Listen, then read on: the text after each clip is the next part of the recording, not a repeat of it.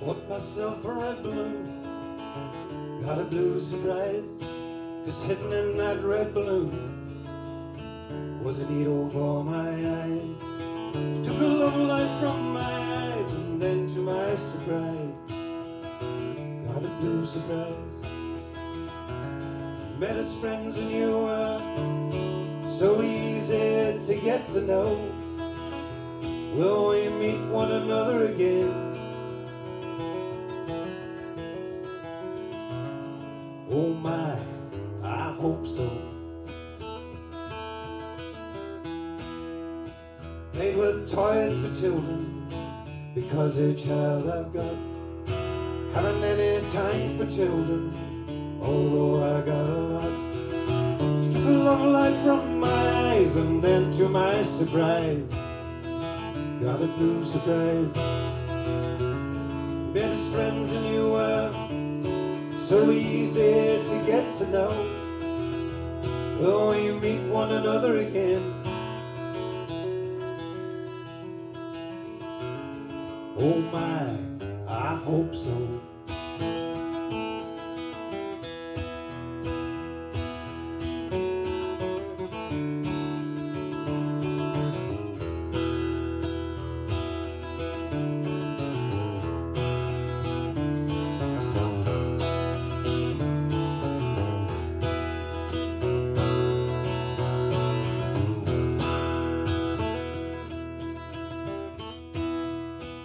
Myself a red balloon, got a blue surprise, 'cause hidden in that red balloon was a needle for my eyes. Took a love light from my eyes, and then to my surprise, got a blue surprise, got a blue surprise, got a blue surprise.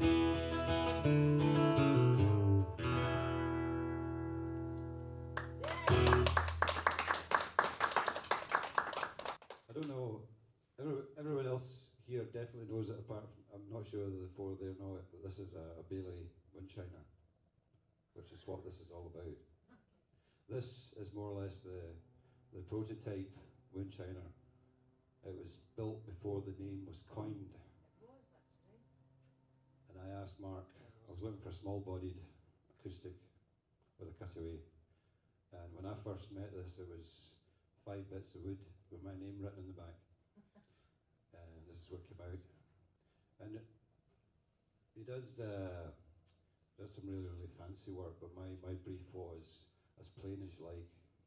Don't want anything fancy on it. Don't want any inlays.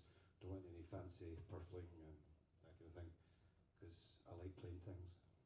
He said staring at his wife. It's a thing of simple beauty. But yes, it's definitely developed a patina over the years. I've had it for about 7 years. Anyway, what I could say is, it's better there weren't more people here to tell this to. It's not only the best guitar I've got about 15, but this is the best one I've got. It's not only the best guitar I've got, it's probably the best guitar I've ever played. So anyway, that's... So... I've got that on tape, Mark. I got it, it's recorded.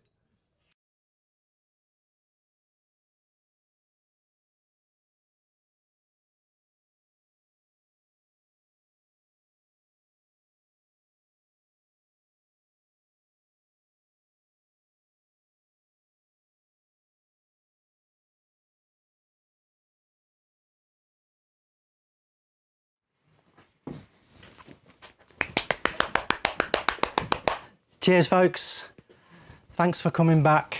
Welcome back to the Bailey Workshop on the guitar making channel, guitarmaking.co.uk. I'm Mark Bailey. If you're interested in guitars or anything to do with guitar making, then you probably want to subscribe if you haven't already. Make sure you, if you find something that you like in this video, then like it and all that. Today we're going to be talking about one of the best kept secrets of guitar making, or maybe not best kept, but certainly one of the most useful tricks that we use in the world of guitar making. Today we're focusing on the router, routing and the router. So I'm going to show you 1, 2, 3, 4, 5 different types of routing. These are all fairly basic routing techniques. So this is basic routing techniques, but I'm going to show you today all of the techniques that you'll need to build a guitar. So if you pay attention and focus, then you should be able to glean enough info to make a guitar. Now, this isn't a guitar making video. I'm not teaching you how to make guitars in the amount of time. It's going to be probably an hour or so. But we're going to focus on the routing part of it. So that's what it's all about today. And the 5 different types of routing we'll be covering are profiling, routing a slot, surface routing, pocket routing, and edge routing. So we're going to get through all that. Now, before I actually start, we need to do a bit of the boring stuff. Whenever you're using any kind of power tool, especially the router, this is one of the most dangerous tools in the workshop. So if you're under 18, I would highly recommend that you either get an adult to help you, or your teacher or your parent or guardian, or try and get yourself on a course. So there's loads of woodworking courses out there.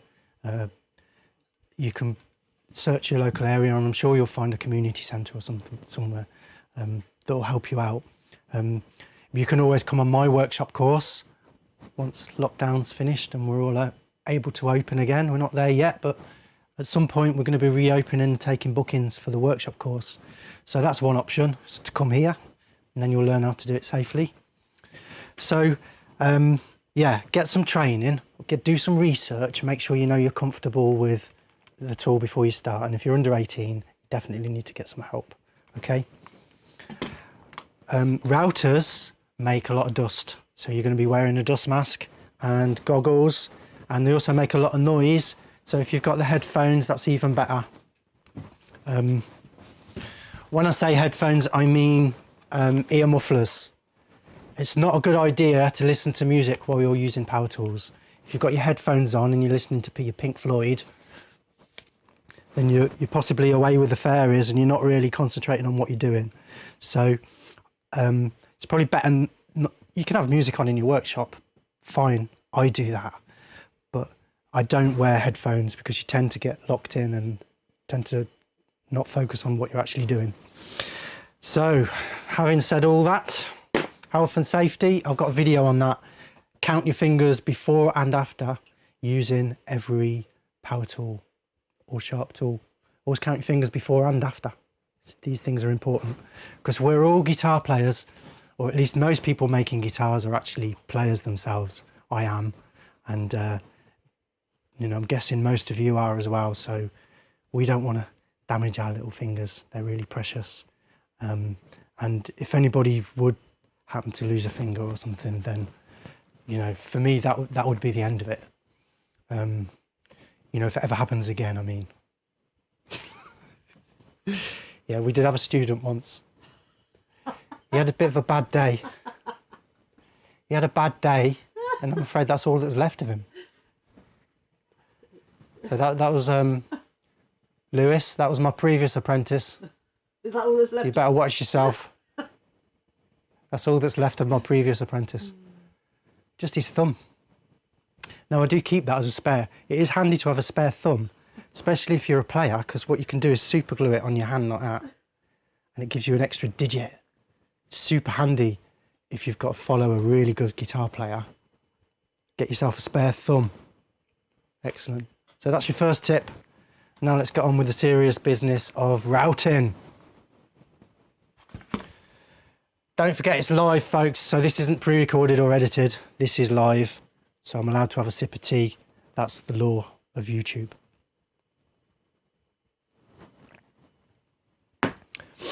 That's the intro done then. Now let's move on. We're gonna, what I'm gonna do is I'm gonna show you some previews from my online course. So what we've done is, I run guitar making courses those of you who know have heard me say this a million times. Over 400 people have come here to my workshop, and face to face I've taught them how to build a guitar, starting from blank piece of paper. So what we did was we put it all down on film, and I've broken it down into about 50 or 60 10-minute jobs that I believe anybody can do, starting with a blank piece of wood and finishing with a fully working guitar like this one here. So if you want the full-on course experience, you need to go to the website guitarmaking.co.uk, and you'll need to become a premium member if you want to get on the full courses, but there's loads of previews and stuff you can watch for free. I'm not going to show you the complete process of building a guitar from start to finish today, but it's all on there online. You can join today and start watching straight away, get started immediately. So what I will do later on is make some sawdust, proper live sawdust. So this here is a piece of wood that's, whose is this? Roland. Roland Ashdown. Sorry, Roland. My brain froze. You just have to melt him. I had a brain freeze. Can we have a close-up cam on that one? Number 2. So this here is a beautiful piece of walnut that Roland brought to my workshop. He wants me to make him a guitar out of. So that does happen from time to time. It's a lock door, isn't it? It's a lock. It's from a door with a lock, isn't it? Is it? So it's from a canal lock. I think so. Brilliant. So yeah, reclaimed walnut, absolutely gorgeous. 400 years old. 400 years old. So that's one of the things that some people do sometimes, is they've got a piece of wood that they'd really like made into a guitar and they bring it to me, and that's what we do. I think the first time we did that was the GPO for Stevie Pearson. Steve retired from the post office after 30 years service, and he took with him, they said you can take something from the office, so he took he took a piece of mahogany that had been in the office since he started, and they used it for stamping their postmarks on. So it was covered in ink, but we cleaned it all up, and he made the GPS, what do we call it? GPO. The GPO. So if you go to the Bailey blog and search the GPO guitar, you'll find it. That was the name of the post office back in the day, wasn't it? Yeah, so the GPO guitar, you'll find that, and that was made from an old reclaimed piece, as is this. So later on, I'm going to actually, all being well, you know, if the live stream gods of YouTube permit, then I'll be making some sawdust. But what I want to do first is I'm going to show you some clips from my course. What I've done is I've chosen just a few snippets. They're only like a minute long or 2 minutes. I think the longest one is actually 4 minutes. Most of them are 1 or 2 minutes. So I've got about, I think maybe about 8 clips to show you of the different types of routing. So we're going to start with profiling, then we're going to route a slot. That's a truss rod slot. We're going to do some surface routing. We're going to route some pockets. That's pickup routing and making holes. So a pocket is what I call a hole. I just want to clarify this because I sometimes call it copy routing. You're actually copying a shape. Yeah, so I'm going to show you some patterns as well. I sometimes call it copy routing because you're copying a shape. But copy routing technically is something else. Copy routing is like a 3D carving router, kind of like a 3D sketchograph, which I use for carving tops sometimes. It's called a duplicarver for copy carving. So to be pedantic, copy carving is something else, and that's an advanced routing technique, which we won't be getting into today. Other advanced techniques we won't be getting into, binding, we did that last week. So if you want to know how to use a router to bind a guitar, I did a bit on that last week. And routing a dovetail joint, you can use the router to do a dovetail joint on an acoustic guitar. So I've got all kind of jigs for that. We're not going to be covering that today, but they're basically the same techniques. Binding is basically routing a channel, and whatever the other one was something else. So anyway, basic techniques is all you need to build a guitar completely from scratch. Before we get into the films, I'm going to show you a router. I'll give you a quick tour of a router. A router basically does two things. It spins around really fast and it goes up and down. So there's two main controls. You've got an on-off switch. On this one it's there. And then you have a lock. Carol, can we have some camera work, please? What one? Which one? Well, they need to see the router, don't they? So on the bench, please. So this here is the lock. And when it's locked, it won't move. When it's unlocked, it goes up and down. So the main difference between a router and a drill is that a router will cut sideways as well as drilling holes. You can make a round hole, but we usually use it to make slots or to cut sideways. So it basically goes round and round and it goes up and down. The other thing that you need to pay attention to is the depth stop. So the depth stop's missing on this one. It's broken. So I'll show you this other router. Here's a different type of router. So I don't want to get hung up on different types of routers because there's lots of different brands. I'm not going to recommend a brand. All I'm going to say is get the best one that you can afford. And if you can afford two, get two. I've got about 5 or 6, so. The advantage of having more than one router is that you can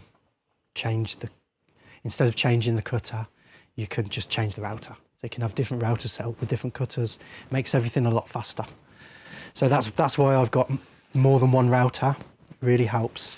So this one, here's the lock. We just turn the handle and it goes up and down. And the on-off switch is a bit weird on this one.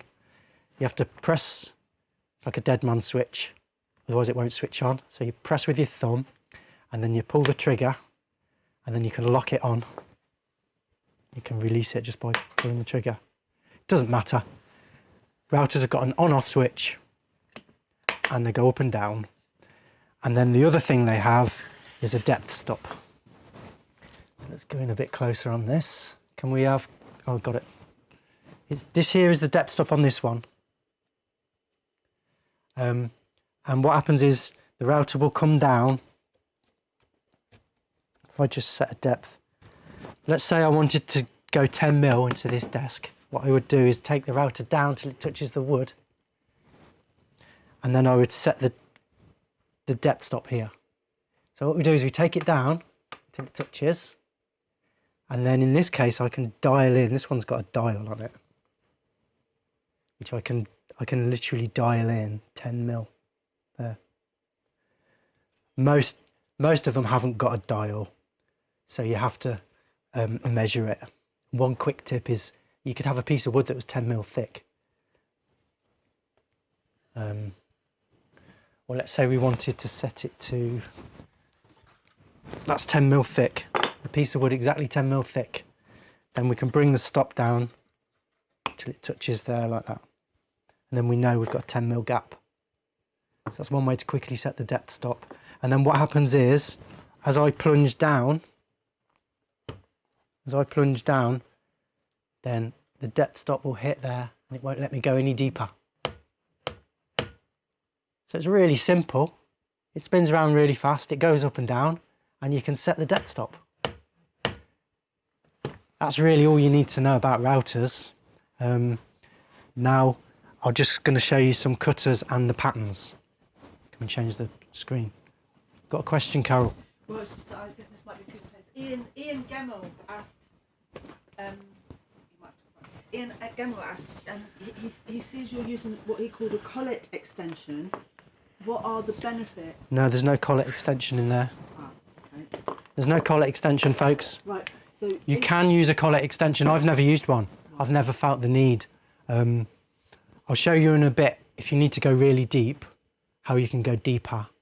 But yeah, if you are buying a router, I will say the one main thing that you want to look out for when you're buying a router is the plunge depth. So you want the longest plunge depth possible. That'll help you to go deeper when you want to cut deeper. So this one's about a 2-inch. It's actually 55mm, just over 2-inch. That's plenty.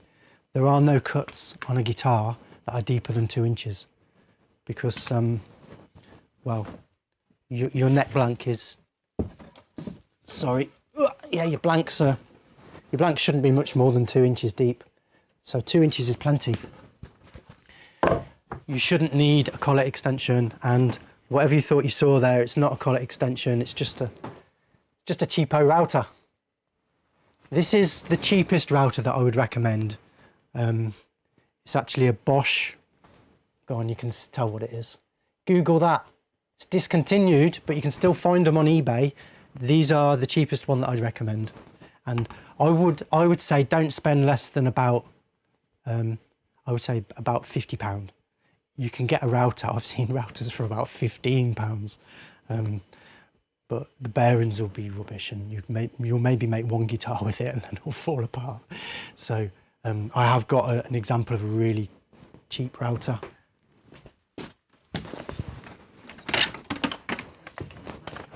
Yeah, let's not show the make. You can tell by the colour though.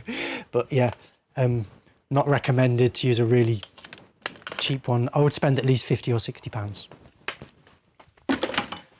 Yeah, you can get these second-hand. You get a good deal on eBay with these second-hand, or even brand new, just unused. But they're discontinued. Something similar. I'll tell you the main advantage of this one, the reason I like this one, is because it comes out. Now, you're never going to switch it on with it out of the base. This one comes out of the base, you see. Not all routers do that. This can fit into another jig. Actually, I was just talking to our friend Matthew Hicks, who's one of my students on the online courses. He recently made his own binding jig using a similar thing. So that can fit into a drill press, and he made himself a binding jig out of it. That's on the, he's put pictures up on the forum if you want to go and check that out. So yeah, this is great. I've heard of didgeridoo makers using this with a carving tool in the end, but I would never recommend that you ever switch it on unless it's firmly attached into the base. Don't let me ever catch you doing that, please. Nice and strong into the base. Okay, so to change the cutters, always use the spanner that's provided. Don't do what I do and use any old spanner, because these spanners are too strong. The spanners provided are always a bit puny, and that's for a reason. It's so that you can't put too much tension on. I always lose them and I end up using a normal spanner, and that's why all my routers are knackered. This one in particular, there's a little thing that you have to put I don't know if you can see the little hole. You have to put a pin through, and then you can unlock it. So your router will probably be different. Can we have a different camera? I've got a question which might be good now. Your router will probably be different, but basically, whenever you change a cutter or whenever you use a router, make sure that the cutter's tight. So you're going to pick it up and check that the cutter's tight. I'm going to actually take this one out just to show you. What you do is you loosen it, and then it's still tight. You'll find that your cutter won't come out. What you have to do is just gently give the shank there a tap. Not the cutter, but the collet. Give it a tap, and it just releases, as if by magic. Let me show you. You should never leave that in as well either, just in case it gets switched on, and that will fly out and stick in someone's face. So let me show you some cutters. A straight cutter for cutting truss rod slots. So these cutters are all available on our website. So I'm not going to try and sell you a router, but I will try and sell you a cutter. When it comes to cutters, I'm a bit of a snob, so I only use the very best. These come from America. They're Armana cutters. They are a little bit expensive, but they are the best. And these will last you a lifetime if you look after them. So this one here is for the truss rod. So this is a 1/4 inch cutter. You'll see things that look like router cutters on eBay and Amazon, and you'll think, wow, that's cheap. There's a reason that they're cheap. I wouldn't even waste my money. They're just a waste of money. In fact, it can be worse than that. It can actually be dangerous. Don't use super cheap cutters because they can actually be dangerous. Back to the close-up, please, Carol. So that's your truss rod cutter, a 1/4 inch cutter. Notice the spiral flute means it cuts smoother. This one's the truss rod cutter for the acoustics, which is a round bottom slot. It's a beautiful work of art, I think. I think that's a work of art. So the most cutter that we use is this one, which is a top bearing profiling cutter. So the bearing will follow the pattern and then the cutter cuts the wood. I'll show you that in a minute. So it's really useful to have a long version of this. So I've got that actually in the router here. So this is the same cutter but a bit longer. A short one and a long one you'll need. And then you'll need another cutter with the bearing at the bottom. So I'm going to show you what we do with all these in a minute. So to build a guitar, oh yeah, there's one more, but you don't actually need this one to build a guitar. So this is a radius cutter. What you're looking at here, this is an oil coating that they use, is to protect the cutter. These are brand new. So it comes with an oil sleeve that you just peel it off to use the cutter. So this is a radius cutter. It puts a nice radius on the edge. You don't actually need that. That's a bonus. So there's one more, which is a small version of the standard cutter. If you're putting P90s in your guitar, or there's some, especially bass pickups, they're really tight on the corners and you'll need a smaller cutter to get your pickups to fit. So if you're using P90s, you might want to get your hold of a smaller copy routing cutter. So these are what I call top bearing profile cutters, and that's a bottom bearing profile cutter. You'll need a truss rod cutter.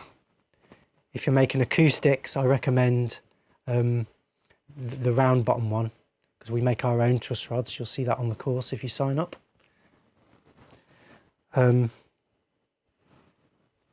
That's a truss rod cutter. And then the radius cutter is a bonus. So you only actually need 4 cutters. Truss rod, short, long. These are the ones you actually need. Got the long one, the normal one, the upside down one, and the truss rod cutter. That's all you need, folks. Pens and pencils at the ready. Those are all available on the website, so you can buy them from anywhere you want. I'm not fussy, but I've just made sure that on my website that I'm selling the best possible quality router cutters, and I know they are really hard to find. So I'm not trying to like sell everything to do with guitar making. What I'm trying to do is I'm trying to concentrate on just the tricky stuff that you guys are finding hard to find. All right, so there we go. So we've done the router, we've done the cutters. So to actually make this thing work, you need patterns. So let's just quickly talk about patterns. We've got a question. Well, I've got a few, but the one that seems appropriate now is that TV has asked, can you maintain bits? Can they be sharpened? or is it not worthwhile? And then we've got quite a lot of other questions, but can they be sharpened?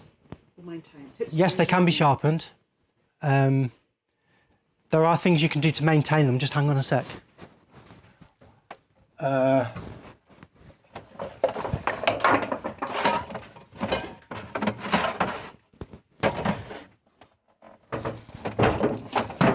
This is,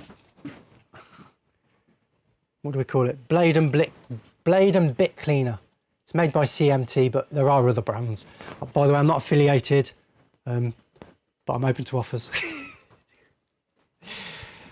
So this is bit cleaner. Yes, and it does protect them as well. But it will clean off all the resin. What happens is with router cutters is that they get coated with the sticky stuff in wood, the resin stuff, the resin, otherwise known as resin. And then dust and stuff gets stuck to that, and you end up with like a gunge building up on your cutters, which isn't great, and it stops them from cutting very well. So you can clean them. You could just use alcohol, isopropyl alcohol, but this stuff's it's posh. This is posh cleaner. Posh blade and bit cleaner. You can use this on anything, but especially for router cutters. And they can in fact be sharpened. With cheap router cutters, you just throw them away. But with these, you may well want to get them sharpened. Some of the specialist ones, like the truss rod one, that would be really difficult to sharpen, but that's going to last you for 100 guitars. So by the time it goes dull, you probably just buy a new one. Okay, hopefully that answers most of those questions. There's another couple of questions which are worth taking now, I think. Go on then. Right, so right back at the very beginning, Russ asked, should I use a 1/2 inch or a 1/4 inch router to make a neck pocket? Brilliant questions. I'm so glad you guys are here, because these are all things that I would love to have remembered, but I didn't remember to say it. So thank you for reminding me. You'll notice that all my routers are 1/4 inch routers. I made a choice early on. 1/4 inch routers, they're inherently smaller and cheaper. But smaller also means you can do finer work. So there are just a couple of jobs where I think a 1/2 inch router might be useful. Mainly for the big jobs like profiling the body, as you'll see coming up. Profiling the body, maybe some of your pickup routing and that kind of things. But the main problem is your cutters. So the cutters are a lot more expensive for a start. And also to get a cutter that's smaller than a 1/2 inch router, well, you can get anything down to 1/2 inch. And then when you go smaller than that, then you start to get, it's real specialist stuff. And you've got a great big router, a tiny little cutter. It doesn't really make sense. So in here, you'll find only 1/4 inch routers. People occasionally give me routers, believe it or not. This will happen to you if you put the word out that you're looking for a router. You know, somebody out there will have one that they're not using. They can lend it you. But try and get hold of a 1/4 inch one, because a 1/2 inch one's going to cost you a fortune in cutters, basically. Unless you're building a guitar factory, and then we're talking about, you know, bigger routers. But on kind of a home build scale, your little 1/4 inch router is perfectly workable. It's all you'll need. You only need one, but I would rather get 2 of these than one big 1/2 inch one. I've got 2 questions. They're from, there's a guy called Jacek Capro who's watching. He's asked lots of questions, but these are 2 Cheers, that are Jacek. appropriate now. I hope we've pronounced your name right, Jacek. He's seen some cutters that have replaceable cutting plates. What do you think of those? Cutters with replaceable cutting plates are awesome. Yep, I've got one here.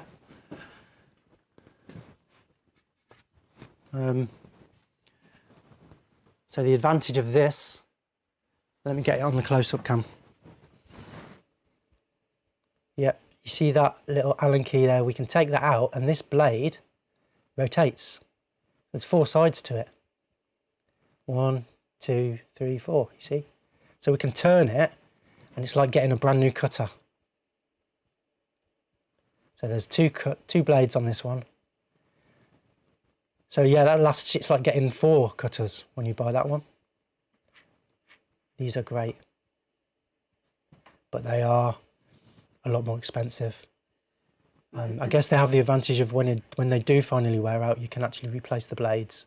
You'll probably be thinking about replacing the bearing as well. So yeah, these are great, but they are quite a bit more expensive, which is why I decided not to use them in the shop. We don't supply these in the shop. If you want one though, just ask and I'll get you one. Right, A. Duffman is saying he uses a Triton router because it has interchangeable.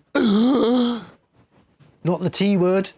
Careful you don't libel yourself. Right? Careful now, careful now. Don't libel What was the yourself. question? No, he was just saying that he uses a Triton router great. because it has interchangeable collets. Yes, a lot of routers do have interchangeable collets. That's not just down to Titan. Basically, any router bigger than 1/4 inch will usually come with the 1/2 inch collet, and it will come with a 3/8 collet. It will also come with a 1/4 inch collet. So yeah, that's true for more or less all routers that are bigger than 1/4 inch. You can get 3/8 inch routers as well, but they're a lot rarer. Most of them are 1/4 inch or 1/2 inch. Simon's channel saying he's got a Lidl's one and he's having a few problems with it. I've got one last question before you Enough move on. said. Enough said. Right, you've got to be careful, right? One last question. So Jacek also asked, he's been watching your videos and he said that when you were looking at tools for guitar making, you didn't talk about thinning blanks. Would you recommend a router for thinning, putting a blank to thickness? A body blank, sorry. Smaller blanks you can certainly do it with. Guitar blanks, like if you're just building one guitar at home and your problem is that you need to thickness your body, then sure, use your router. I've done it. So you've got to start with something that's reasonably flat to start with. Otherwise, because the router's going to rest on the top and it's only going to follow the shape that it's already got. But can you switch camera, please, Carol? Sorry. But if you just start at one end, just work your way across, what you'll realise is you'll get to a certain point and the router's going to fall off the edge. So the best thing to do is you can paint yourself into a corner if you're not careful, if you see what I mean. So the best thing to do is start with a piece of wood that's like bigger than you actually need, and then it doesn't matter. You can leave a bit as a safety area that you end up with, if you see what I mean. And then you just plane that last bit off or chop it off with a bandsaw when you're down to thickness. So yes, you can use a router. Obviously we don't in here because we've got bigger tools that are specially designed for thicknessing. But yeah, you certainly can. Sorry. Where was I? Patterns, right. So in order to use these patterns, we never ever use a router freehand. Well, I say never ever. There are very rare occasions where I'll take a router freehand. But 99.99% of the time, we're using a pattern or a guide. So as you'll see, we're going to start with profiling in a minute. Oh, I've lost my profiling pattern. There it is. So here's a profiling pattern. Basically what we do is we stick our piece of wood on there, or we stick this onto our piece of wood. And then we use the copy router, as I showed you earlier, will copy the shape. So you're going to see all that in full glorious Technicolor in a minute. But I'm just introducing you to the concept of patterns. Most of the work that I do involves pattern making. So in order to get the patterns in the first place, we need a drawing. So I've got the whole course. You can't actually see any pencil lines there, can you? Try the other camera, Carol. So to do this layout, I show you on the Design Your Own Guitar course how to lay this out.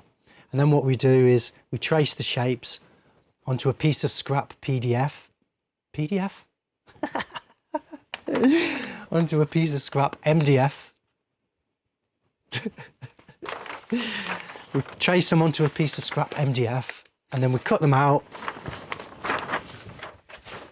and make these patterns. So these are actually patterns that our Darren is making. So Darren's got a CNC machine and he's been knocking up some test patterns for us. There's a P90 pattern. So I think we're going to make them a bit longer so we can get our clamps on. And there's a headstock pattern, a couple of different headstock patterns. So these are all going to be available pretty soon on the website. They're not yet, but we're working on that. I've been saying that for a long time, but things are really starting to come together, folks. It's happening. The Guitar Making Academy is coming. It's happening from the ground up. It's looking good. So yeah, these things that I've been promising you for ages are all in progress and it's all coming together, folks. Here's another pattern. This is more of a jig, really. So you've got patterns and jigs. A pattern is a shape, look, you copy. A jig is something that fits onto your guitar. So we've got patterns and jigs. A jig really holds a pattern. So this is a jig for holding this pattern, for doing the end piece tail graft that I showed you on the binding on the last course. So there's all sorts of different patterns that you can make or buy. And then what you can do is you can actually lay them up onto boards to make easily repeatable, copyable guitar shapes. So we can make 10 guitars really fast. Now what I tend to do is I tend to not lay them up like this, because what I find is if you mash one of these, like let's say you accidentally hit it with a router and you damage this, then really the whole thing's knackered. So you've either got to repair it, or there's always the danger of somebody coming along and using it. So if you keep it because all the rest of it's good, somebody will end up using this. And that's my experience anyway, the one that's knackered. So what I like to do also, once you've laid them out like this, then you can't change the scale length, or you can't really change anything. It's in there.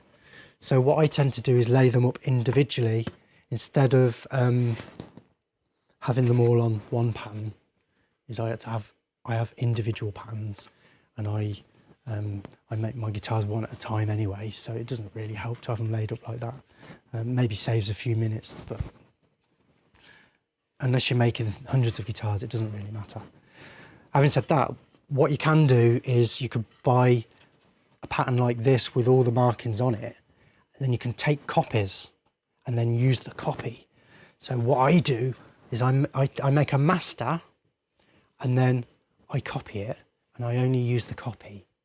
So I keep the master untouched. So if the copy gets mangled, then I've got a master to copy again, and I don't have to go to the extent of hand making the pattern. I do show you how to hand make these patterns on the course as well. There's a whole section on that. And I did briefly touch upon that in previous live streams, so you can do a search for that. That's in the bandsaw live stream. So patterns are important. Router, cutters and patterns. So you're now an expert. What I'm going to do is show you the film clips now, and I'm going to talk you through them now that you've been fueled with the information that you need to understand them. Hopefully it'll all make a lot more sense. So we're going to play about 8 short clips, and I'm going to show you they all highlight a different type of routing.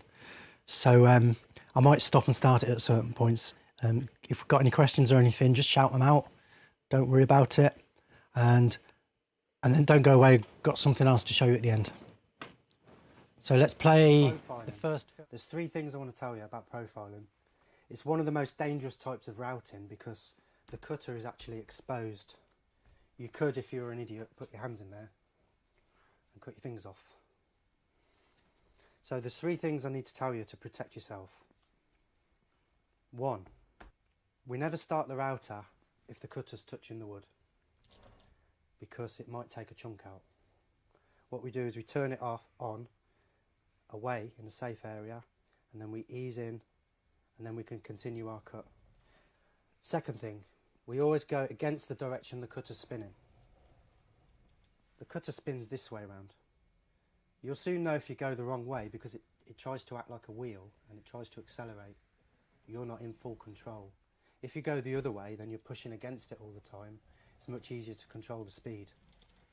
Okay, so the third thing, when you finish your cut, you come to the end and you switch off, ease out, and wait until the cutter stops spinning before you do this or this, because the router will walk along the bench. And the classic one is everybody does this and it takes a chunk out of your fretboard. Okay, so there's 3 things to avoid. We never start the router if the cutter's touching. We go against the direction the cutter's spinning, and when we've finished we stop and wait until the cutter stops spinning before we do anything. There's just one more thing to protect your fretboard, and that is when you're working, don't tip the router. We keep the router nice and straight. Okay, so I'm just going to profile this fretboard right now.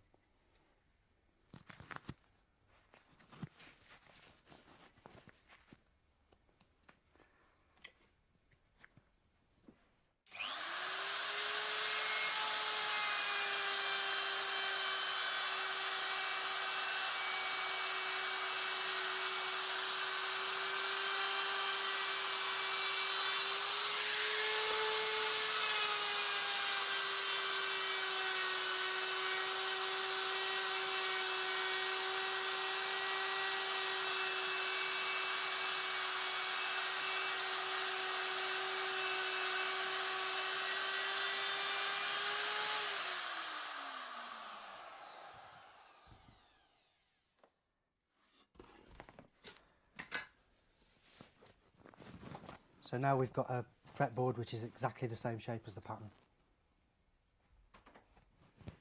Okay. Yeah, that bloke explains it much better than I ever could. I wanted to, that was quite a long clip, that was one of the longer ones. I wanted to leave that on because it does the health and safety bit, the important bits. It does it really quickly and concisely. So that is the first thing you do if you're building a guitar in here, is we make the fretboard. So I'm trying to show you these routing jobs roughly in the order that we do it when we're building the guitar. So it's a little bit out of order, but it doesn't really matter. We're concentrating on routing techniques. So that's profiling. You can also use it to profile your body and your neck. So that's the next clip coming up. This is the longest clip. It's about 5 minutes long. So, but I think it's a bit super sexy. So I left it all in so that you could see what it looks like when you're actually routing the body. Some great shots here. So enjoy this one. The beautiful thing about this is it doesn't have to be a guitar. It could be anything. It could be anything you're making. You can make a guitar, you can make anything. I've already got the tape ready to peel off.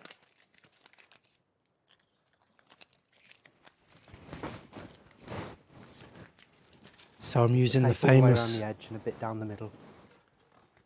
Stick the double-sided tape in between the lines. Line up the centre lines. Happy with the position. That's good. I'm going to give that a squeeze. The clamp.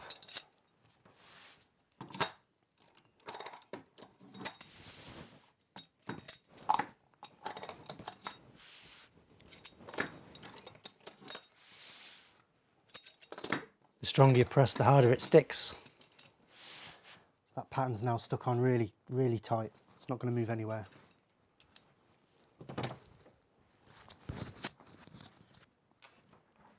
So I'm going to go as deep as I can with this router, take the pattern off, go again, that will give me another 18mm, and then I'm going to flip it over, use a bottom bearing router cutter just to trim off the last little bit. Okay, here we go.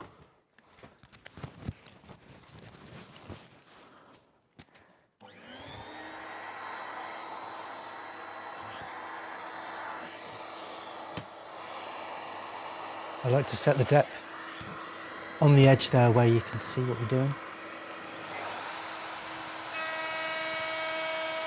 And then I always start and stop in the same place, you'll notice. Look at that. This is guitar porn, folks. Look at that. You ain't seen nothing yet. Got a new camera.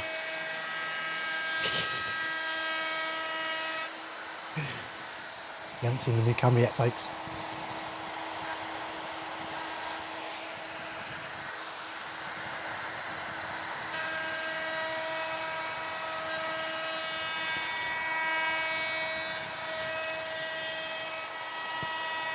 So we don't take off too much in one go. You'll know if you're taking too much off because the router will start making horrible noises. You'll leave burn marks.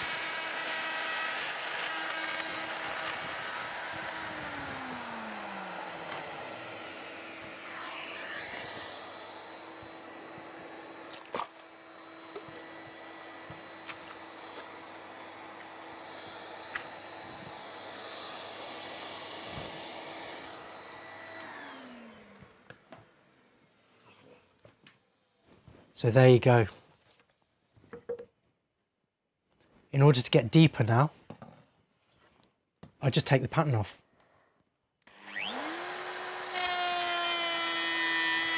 So you could see there that my router had bottomed out and it wouldn't go any further.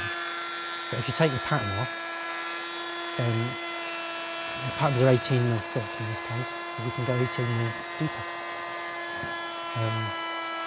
I always like to leave about 1/4 inch, and then we're going to flip it over and finish it off upside down, profiling, just like when we did the fretboard a minute ago. And you see that coming up.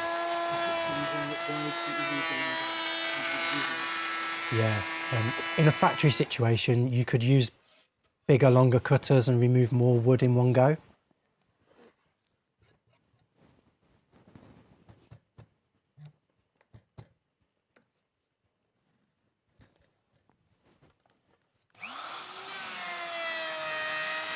But these little 1/4 inch routers, you don't want to be taking off too much in one go. A good rule of thumb is half the diameter of the cutter. So it's a 1/2 inch cutter, you can take off about 1/4 inch. Now cutting out bodies like this, it's a 2-stage operation. This is the 2nd stage. We did the 1st stage when I was showing you how to use the bandsaw last week. So you can find that if you search for it on the channel. And there you go. Notice I've skipped a bit over the neck hole. Out there. That's one thing you sometimes if you do your jobs in the right order, you can avoid that by going backwards. Just on you can these skip bits. that. Carol, can you just stop it and replay that bit? Wants to lift the grain. Just rewind it just a minute. But if you go backwards, just pause it. Sorry folks, I was talking over this. This is important. I'm talking about breakout. I left this piece in. I left this bit of footage in so that you could see it. You might have heard as I was going round. Bit more, bit more, bit more, bit more. Play it from there. Right, when I get round about 3/4 of the way round, you'll hear a little funny little noise like a split. There's a little bit of breakout. Whoa, breakout! Not that sort. Sometimes a router will throw a piece of wood away. It will rip a piece of wood out because of the way the grain is. And you can avoid it. I'll tell you how in a minute. Breakout. Simon's channel is saying you're finished it for this morning. I don't know if you noticed the little bit of breakout there. That's one thing you sometimes get with routers. You can avoid that by going backwards just on these bits. Imagine the cutter coming this way. It wants to lift the grain. But if you go backwards, it's fine. This is not a problem for me because we're going to put a belly carve in there. We'll take that out, no problem at all. There you go. Hopefully that made some kind of sense. So you were saying there's a question, Carol? Well, no, Simon it's more of it was an observation. Simon's channel, the guy with the Lidl's router, Yeah. said that your it looks really smooth. Your finish. Yeah, well, obviously, the quality of your router has a effect on that, but mainly the quality of your cutters. So these are really good cutters, so they leave a really fine finish. And how tricky? EP says, how tricky is it routing around the pointy bits and the horns? That's the trickiest bit, obviously, but it's really not that difficult. I've got one here. Here's the drop top, guys, that I've been making. Check out the glue joint. I finally managed to get it cut out. So that's rough sawn, and then it's ready to be profiled. I was considering this as one of the options for me to do in my demo today, but I think I'm going to do something else. Why am I showing this? What was the question again? Smooth. Oh, round the horns. Yeah. Round the horns. So now when you're working, you're going to be on gripper mat, but I'll just show you if you switch to the other camera 2. Round the horns. Obviously, it's a bit more tricky, but you just got to you haven't got as much support, but you can get round there, no problem. A router with a larger base helps in this case.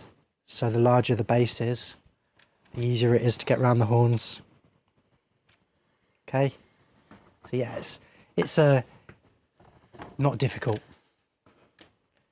but you do have to be aware. You don't want it to tip, obviously, so you have to be aware, but you can practice without it switched on.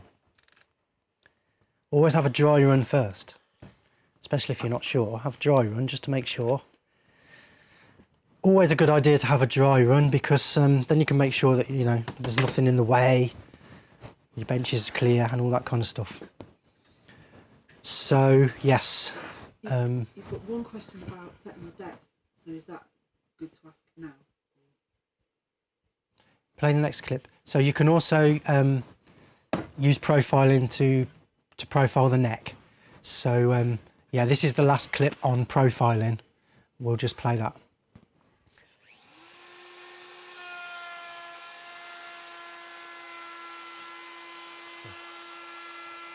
So yeah, you can see me just copying the same shape. It's the same pattern, the same template that you always use. You can slide that template up and down to make fatter or thinner necks. In this case, I'm stopping and starting at the end there by hand, by eye. Set necks are a bit more tricky because of the awkward shape. So bolt-ons are probably the easiest because it's just a flat, simple flat piece of wood. Dead easy to copy and very thin.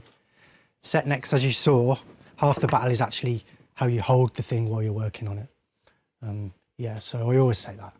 Half the battle is getting your piece of wood flat and straight to start with. The other half of the battle is how you hold your workpiece. And then there's another half as well, but I never was very good at maths. The other half is knowing what to do, what order to do it in, and when it's done. And that's where I come in. So, profiling. You can profile, and as I said in the video, the beauty of it is it doesn't have to be a guitar. It could be anything. You can make anything. If you've got a pattern, you can copy it. Brilliant. So the next type of routing is probably one of the simplest, routing a slot. So we use an edge guide. Let me grab one.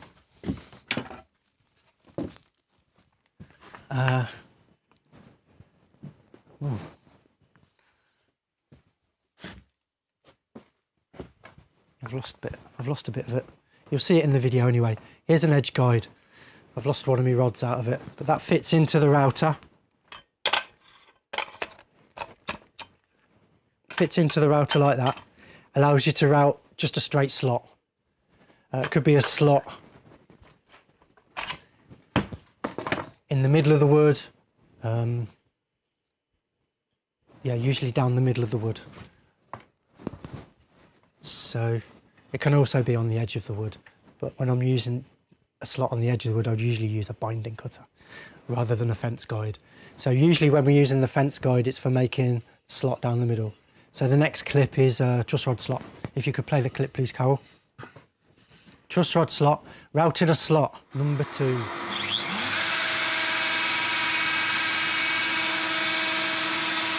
you can see the edge guides along the edge of the wood there.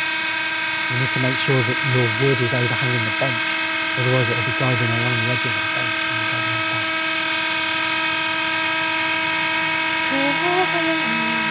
It's magic, isn't it? I like watching myself work. It's better than actually working.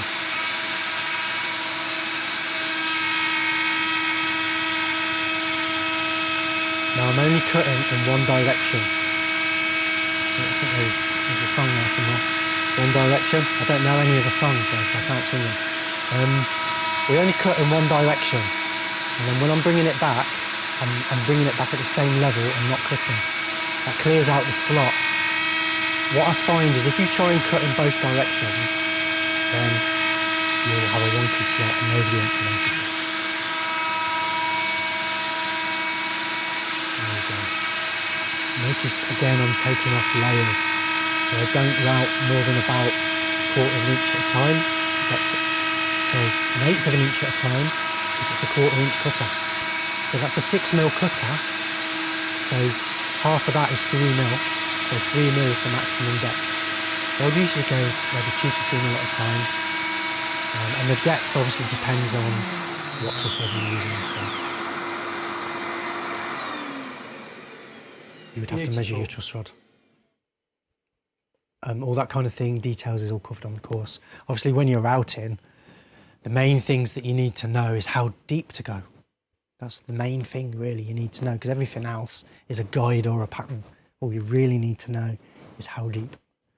So, a question exactly on that.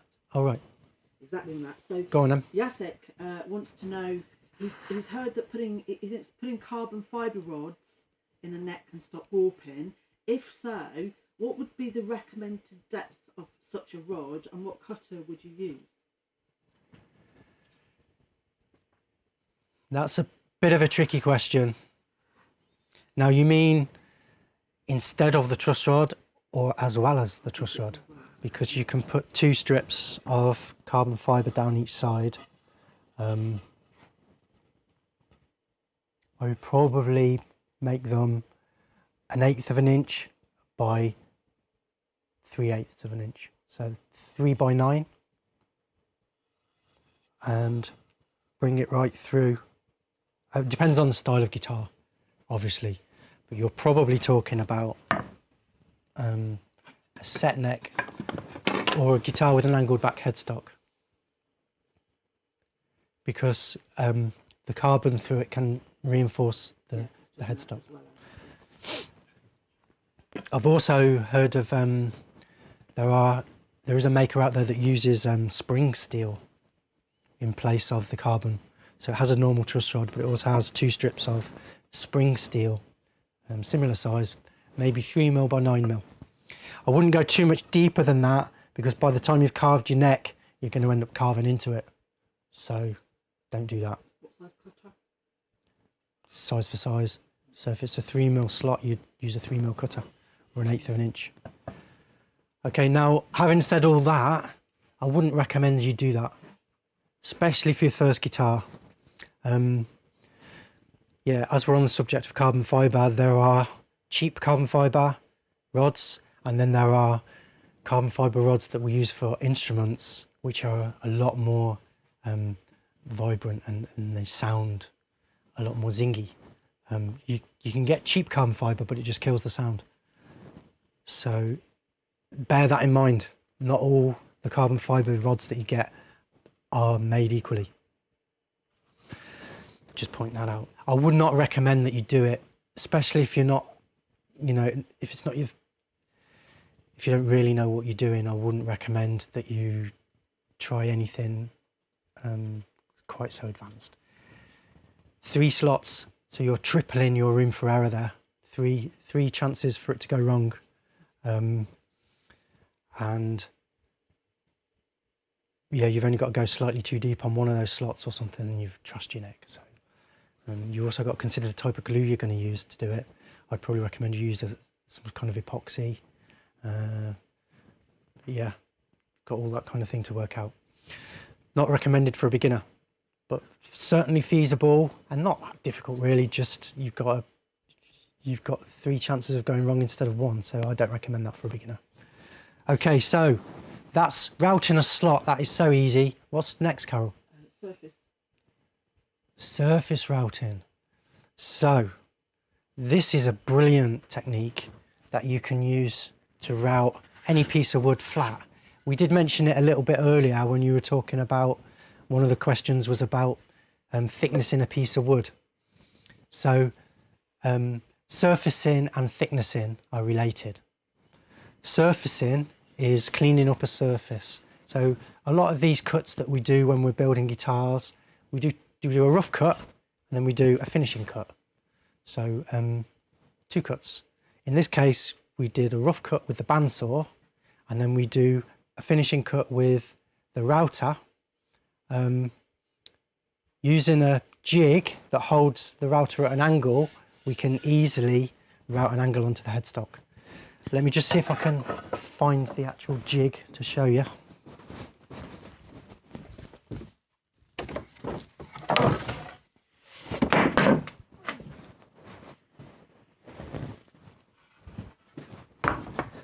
I can't see it, here it is. So here's my jig. As you can see, I don't spend a lot of money on jigs. They don't need to be super expensive. They're just bits of scrap wood and I've cut the angle on. If you want to know all about the angles and stuff, then you'll have to sign up on the course. I'm not going to go into all that just now. But it's not critically important as long as it's somewhere between 9 and 12 degrees or 14 degrees if you're going for a scarf headstock. That's another story. Scarf headstock, I made a video about that. If you're interested in scarf headstocks, check that out. So here's my headstock angle jig. If you want to play the film, Carol, you'll see how I'm using it. It's really simple. I'm gonna push me in. So I'm using this attached to the bottom of the router. This is a base that fits on the router. I'll show you in a minute. It rests on those 2 side fences, which are cut at the same angle. Couldn't be easier, could it really? So these are the secrets of guitar making, folks. I'm giving them all away here.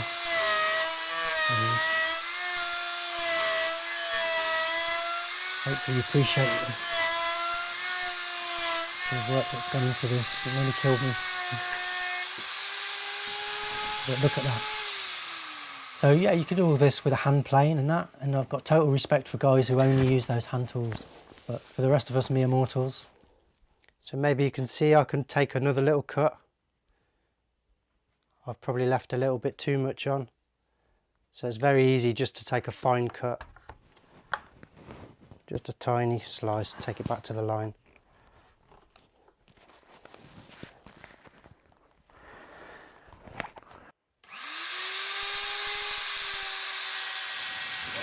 And obviously you can take it off in layers, so you don't have to do it all in one pass. I actually thought I was just going to show you the one pass, but I left both in. Obviously there was a reason for that. You always get a better finish if you do a rough cut first, and then a fine pass just to finish off. So there's surfacing. Surfacing is related to thicknessing. So thicknessing is pretty much the same, except for I'm going to do the back and I'm going to keep going until I'm at the exact thickness that I want. So if you play that clip as well, Carol. So this one's been thicknessed.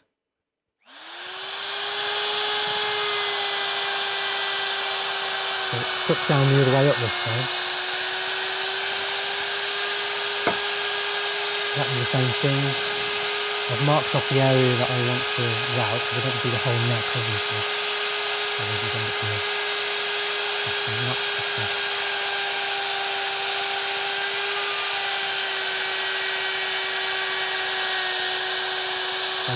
trying to teach you how to thickness a headstock. I'm just showing you that surfacing and thicknessing are incredibly useful.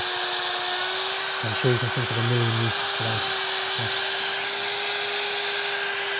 That's what I'm looking at. I think I was checking the cameras were running. You see me beady eyes going around the workshop then. Yes, so what's the next one, Carol? Well, before that, just before you move on, Yeah. because I can see it's different. TV was saying that he's made some acrylic things, and it's made routing much easier and saved some slips. Yes, that's what it's all about. The whole reason to make a pattern is for repeatable accuracy, as the added bonus of speeding things up. But the reason we do it is not because of speed, it's because of accuracy and repeatability. So this is the base that I was showing you. Now this is, I made this, but you can buy them. You can buy a base for your router. It just needs to be a larger base so that it reaches over to those. It just needs to reach onto the fences, see? Most routers aren't big enough, so you need to extend the base. This one actually doubles as one of my rosette jigs. So you can make rosettes with this base as well. Just rotates around a pin. So yeah, if you want to see that, you can. I've shown you that as well on a different live stream. You can Google that. But yeah, you can make your own router base. Acrylic's good because you can see through it. The only reason all of my patterns are not made from acrylic is because acrylic's more expensive. MDF is the cheapest thing to use for patterns, or plywood if you can get it for free. You only need very small pieces, see, so that's a bonus. But yeah, acrylic if you can get it, MDF or plywood if you can't. A quick neck question before you move on to the next section. So Jacek said that he's seen that he saw a video somewhere of someone using a router and a cutter to cut the radius on the neck. Yes, that's possible. That? Yeah, that's perfectly possible. Back in the day when I worked at the guitar factory that shall not be named, actually Rob Williams, who was the manager, he's a great guitar maker in his own right. Rob Williams guitars, I've mentioned him before, awesome builder. But he actually taught me that if you use, I think this is right, if you use a 7/8 inch router cutter, you can run that down both sides of the neck and it'll pretty much carve a neck for you. If you use a 1-inch cutter, it'll give you a V profile. The main problem is that the neck is thinner there than it is there. So you have to find somewhere following the taper. And also at some point you're going to bump into the heel. So it doesn't really work on these acoustic necks or set necks, but it can be done on bolt-on necks. The main problem is, what did I just say the main problem was? You listening? Is anybody listening? I've forgotten. Anyway, there's another problem. The other problem is those big radiuses, like 7/8, it's a 7/8 cutter or an inch cutter. They're massive. You will need a 1/2-inch router for that. And even with a great big 1/2-inch router, it's quite scary doing it by hand with a great big router cutter like that. We've done it in the past. We did quite a few that way. But in the end, I quite enjoy carving by hand, and the amount of guitars that we make, we don't really need to do that. The amount of time that you're saving, maybe 20 minutes. In fact, you're probably not saving any time because the amount of time it takes to set it up, you could probably have your neck carved by hand. In fact, back in the factory that shall not be named, they had a neck carving machine that worked as a duplicarver to copy one neck that was a pattern into 4 other neck blanks at the same time. So this machine carved 4 necks at once. But it didn't use a radius cutter, it used a duplicarver technique. I'll maybe show you that machine because I think I've got some footage of it somewhere. But yeah, that was a unique one-off custom built machine, specially made for them to carve their necks. And it was supposed to do 4 at a time, but it never really worked properly. It only ever did 2 at a time. And I could carve a neck by hand, faster than the machine. So there you go. Machines are great, but they're really there for accuracy and repeatability. And if you're building sort of like, you know, one or two or a handful of guitars at home by hand, then I'd usually recommend the by hand methods that I prefer. But then, you know, your opinion, it's your guitar, you can do whatever you want. A quick question. Just so, there's as many ways to make a guitar as there are guitar makers. So this is not the definitive be all and end all. I don't know everything. I'm still learning. I learn stuff all the time. I'm completely amazed all the time.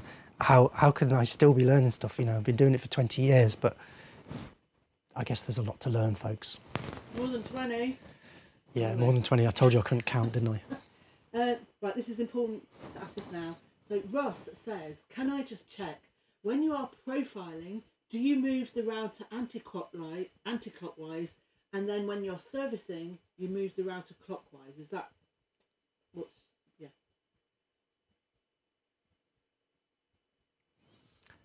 Yes.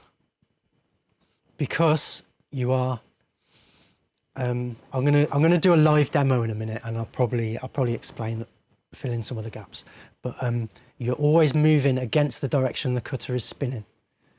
Yeah, I did mention that in the first one, profiling the fretboard.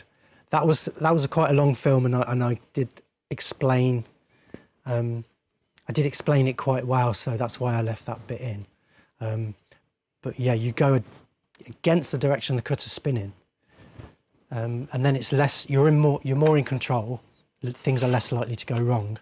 So with an outside shape, a profile, then yeah, you're going this way, which is anti-clockwise. Anti-clockwise.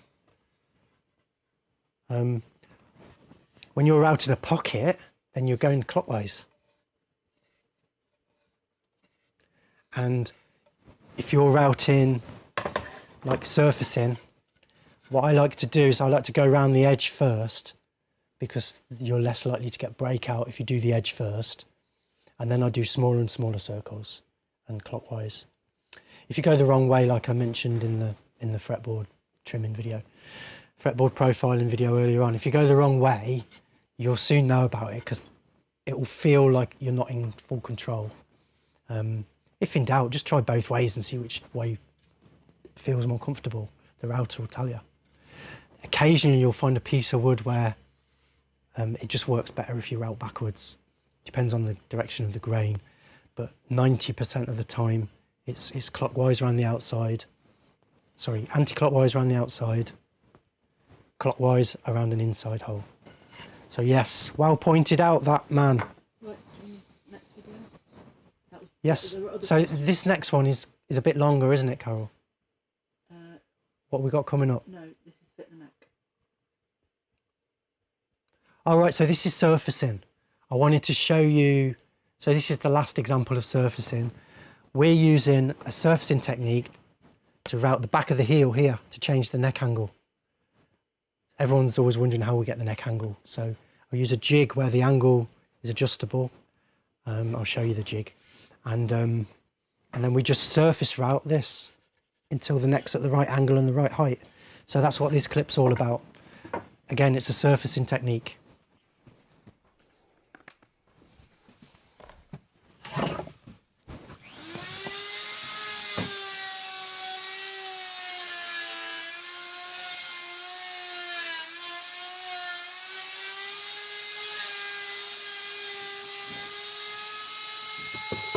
So this is a case of trial and error. What I do is I do my best guess at it, and then I take measurements, and then I alter it to suit.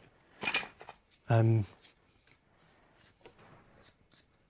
all I wanted to show you. I'm not showing you how to actually set the neck angle in this video. I just wanted to show you that that's another type of surfacing that we use when we're thickness in the neck. Fit in the neck. Setting the neck angle. Lovely. There you go. So there's my neck angle jig. A couple of bits of scrap wood and a hinge. That's all it is. A couple of bits of 2x4.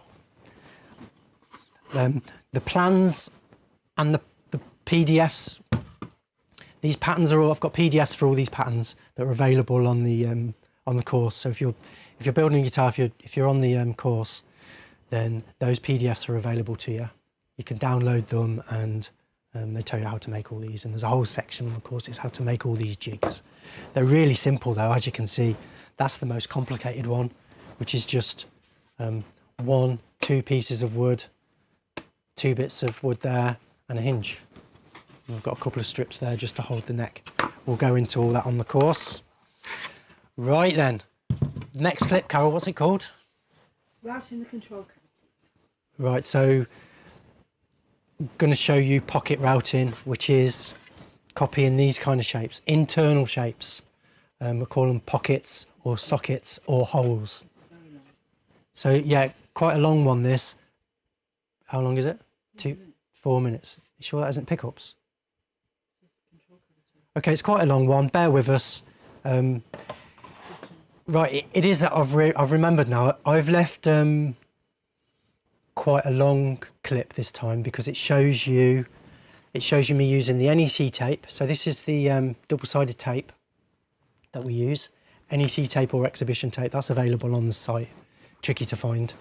It shows me actually attaching the pattern. If you can't get the clamps on, then we use double-sided tape. All right, so bear with us. It's only a 4-minute clip, so we'll watch this together, and then I'll show you. I think there's one more after this, and then we're going to do some live.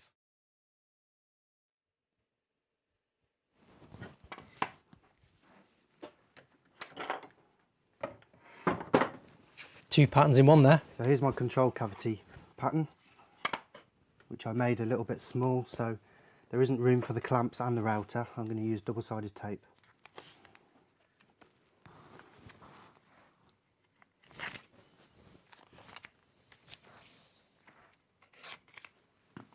Always use a blade.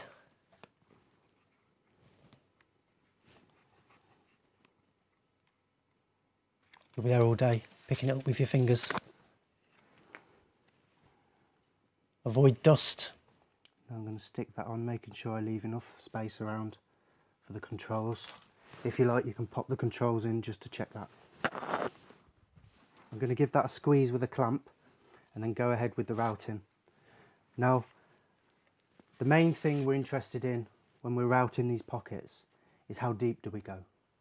So there is a final depth, but for now we're just going to do all the pocket routing to a nominal depth of about 14 mil, okay? We'll go over each one afterwards and take them down to full depth, and I'll just briefly explain what that is for each one, okay? I'll give it a squeeze with a clamp, and then I'm going to proceed with the router.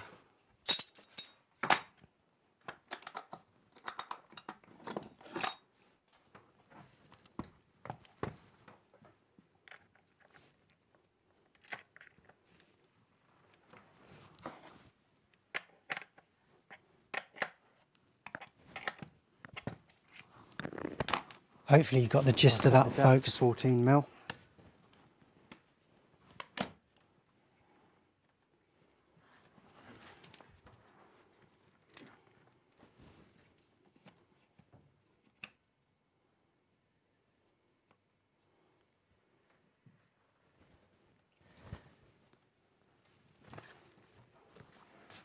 So what we do now is we take it out in layers.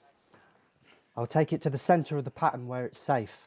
What we don't do is turn on and then plunge in, because we might go through the pattern.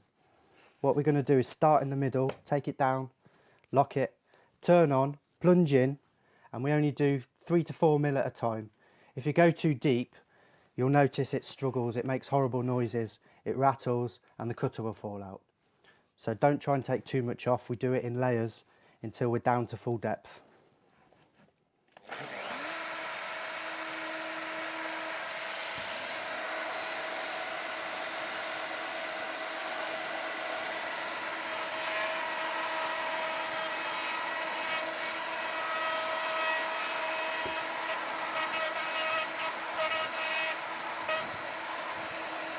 Pretty straightforward, eh?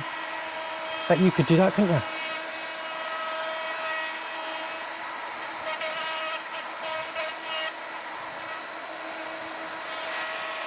You just start with little circles in the middle and get bigger and bigger until you're going around the outside. Clockwise.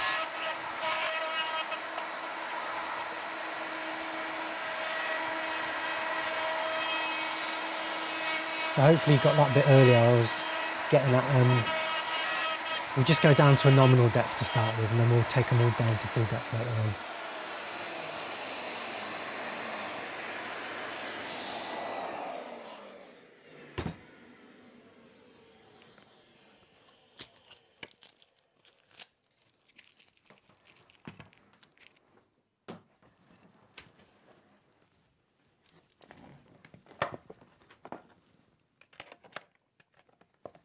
I'm just going to pop So this the cutter easiest out way to go again just deeper show you is just what's important. take the pattern off. What's important Then I is can that go you deeper. deep enough so that the bearing will catch on the side of the hole that you've cut, and then you can continue on down. I'll tell you how deep to do that in a minute. Okay. Easy Now peasy. I'm going to go and I'm going to do this to all of the pocket routes, so the pickups and then the next lot. So you don't need to do all the routing to full depth straight away. What I tend to do is do them all to a kind of nominal depth. And then later on, I'll go round them all and take them to full depth. And I'll actually check each part fits. So if it's a humbucker, I'll make sure the humbucker fits. If I'm routing a control cavity, I'll try the controls in the cavity and make sure they're poking through enough. If not, I'll route a bit more. So I do that all at the same time. I do that later on in the build. So our depths are done just to a nominal depth of about 14 mil to start with. So the next one I'm going to show is we're routing a pickup slot. There was something I wanted to say, I can't remember. I think I covered most of it. So let's just play the next film. Carol, how long is this next one? 39 seconds. Oh, it's a quick one. Oh right, we're over the hump now, folks. Done the worst of it.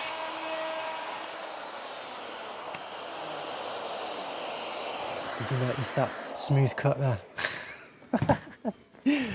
Told you it was easy, didn't I?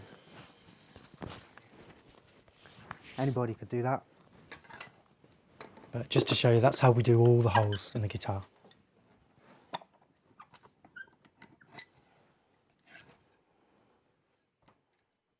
Lovely. So we have a whole range of patterns and jigs there that I've shown you. Was that the last film, Carol? No, There's one more. Right, yeah. So that was pocket routing, and that could be humbucker, or a single coil, or a P90, or bass pickups are all different shapes and sizes. We're building an archive, which is not live yet, but it's coming on. We're building an archive of all these that you're going to be able to download and make your own. And we're also going to be selling the CNC'd versions ready-made for you, to save you guys all the hassle of making them yourself. And at least you know they'll be super accurate because they'll be made on Darren's CNC machine. So yeah, here's the CNC'd ones. So these will be available to buy as well at some point, as soon as we can work it all out. So that is pocket routing. There's one more type of routing that I want to show you today before I get to my live demo. So I'm going to actually make some sawdust in a minute, and you're going to get to see the new cow in action. Yes! I'm a bit excited. I'm a bit excited about it because I've dreamt of this. I've always dreamt of this. And now we're here. And not only that, but it's live, folks. This is live. We're in the future now. So the last type of routing that I'm going to show you is edge routing. So this is really simple, but it's amazing what a difference it makes. So all you do is you go around and you put a nice edge radius cutter on the edge of your body after it's been cut out, and this is what happens.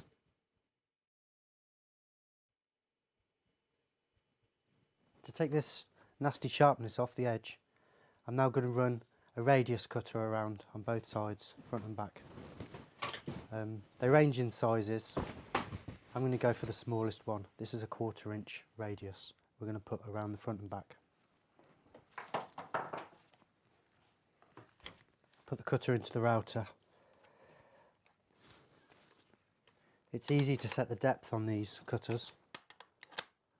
Don't need to do anything fancy. All you do is you take it down until this part of the cutter touches the top, and then you know it's going to cut a full radius.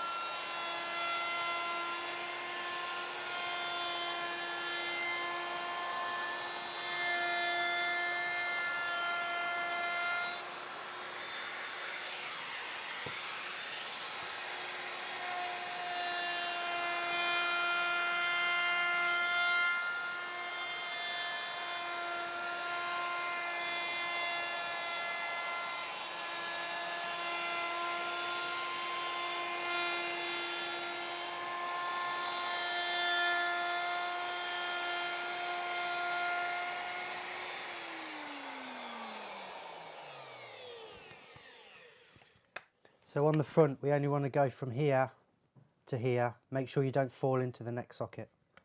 Okay? That's good if we don't get to all of them. Shows that we're popular, doesn't it? We were just saying we've had a lot of questions, and we've already done an 1.5 hour stream and I haven't done my live demo yet. So I don't want to bore you guys like too long, but we'll do our best. Shows that we're getting popular, doesn't it, if we've got too many questions. Yeah, you can always go to the forum. If you go to guitarmaking.co.uk, there's a forum and we're all on there, and we'll all answer your questions over there afterwards. Live demo. What I'm going to do is just route a pickup for you live in Roland's guitar. I'll clear my bench off.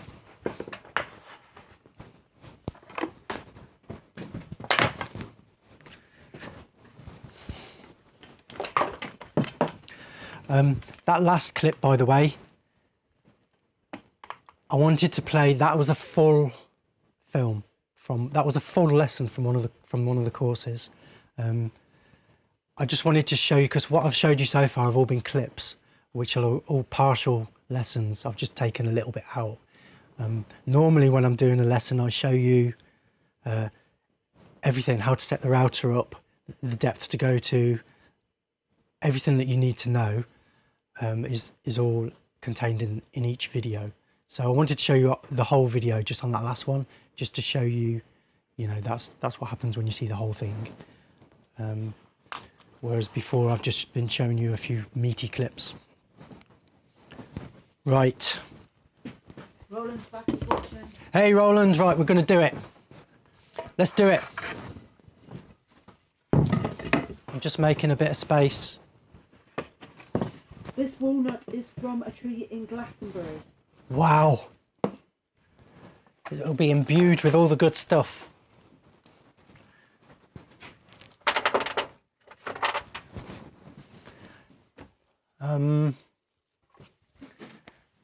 Where's my gripper mat gone?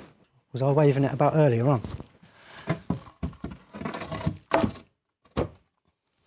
Got myself a bit of gripper mat ready and I've lost it already.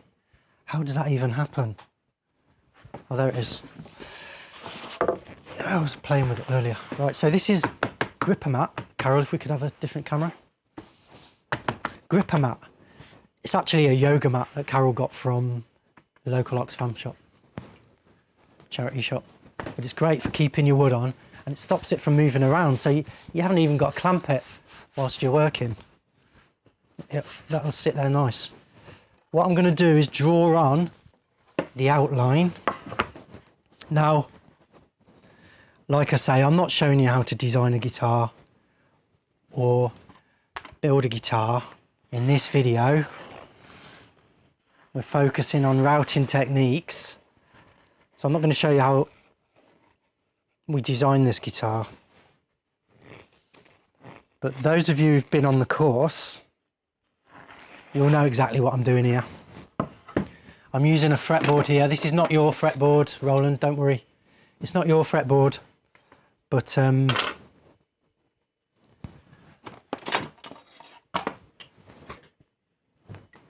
it's the same scale length as yours. So we can use it for marking out. So you went for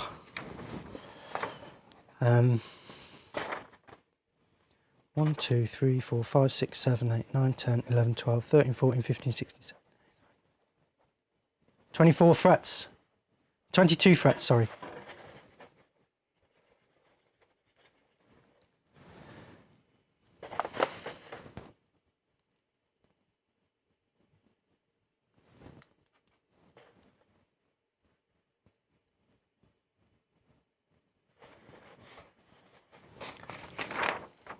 It's my drawing that's out.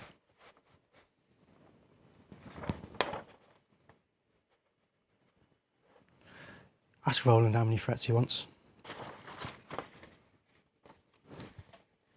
Hey Roland, it's not written on your drawing how many frets you're having. It's 22 or 24. You're saying 22. I thought so.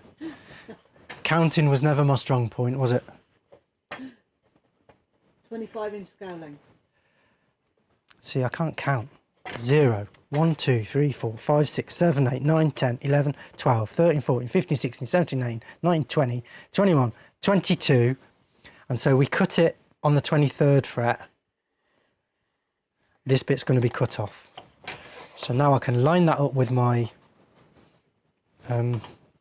guitar there, and you can see it joins the body on the penultimate fret. I can actually mark where it joins the body there. So now I can transfer that onto here. Don't know if you can see any of those pencil lines, but it doesn't really matter. Like I say, I'm not showing you how to lay a guitar out today. I'm just going to quickly mark it out. So that's the end of the fretboard marked, and I'm going to come 2 mil this way. And I've marked the scale length. I'm going to come 20 mil in. And then, of course, we need a centre line. I can use my pattern here. This is a one-piece body, so there's no glue line for the centre line. But I've got it marked on the body there, so we'll draw that on.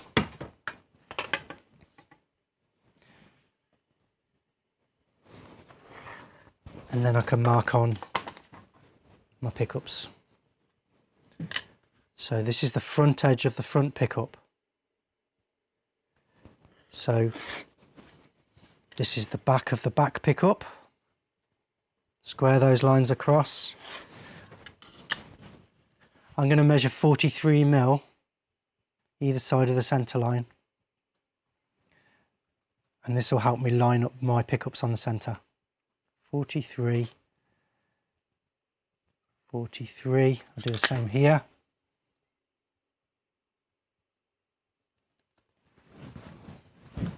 If you do want to know how to lay a guitar out properly, then make sure you go and hit the website guitarmaking.co.uk. Everything you need to know.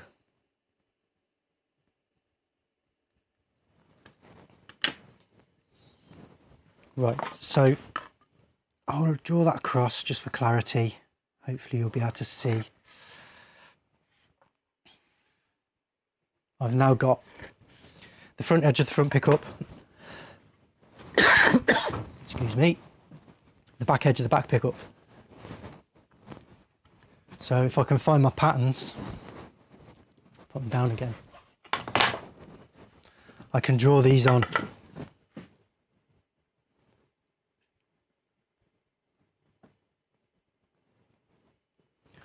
So you're not going to be able to see that very well. When we filmed this on the course, I made sure that we got all the angles. Not important right now. All you need to know is that we mark everything out to make sure we get it in the right place. We mark everything out by hand. So yeah, you can see that doesn't look too bad, does it? You can actually see the lines, it's clear. Right, so I like to use the corner of a table for this, folks. Can you change to the overhead for a minute, Carol? Show you what I mean. So I like the corner of these benches, look, because what I can do is I can put my guitar like this, and I can put a clamp on each side. So if I line this up, clamp it in place. The trick here is to put the clamps on gently, because you're bound to knock it, right? You're bound to knock it when you put the clamps on. So put the clamps on just loosely, then you can align it, and then you nip the clamps up. Okay, so I'm just going to do that.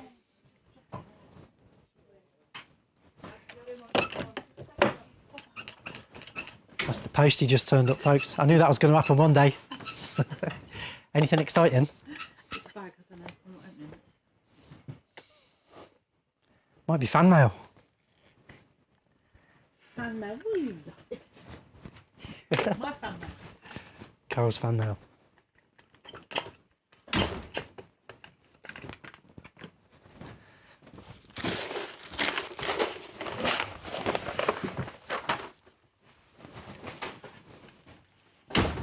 So what we can do with the clamps not too tight, we can use a little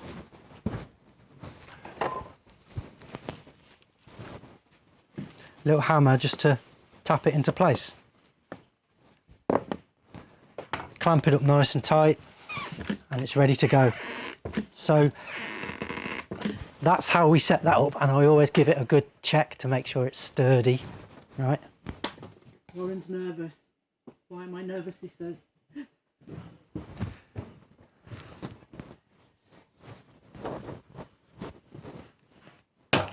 I'm nervous now. I'm taking it off again.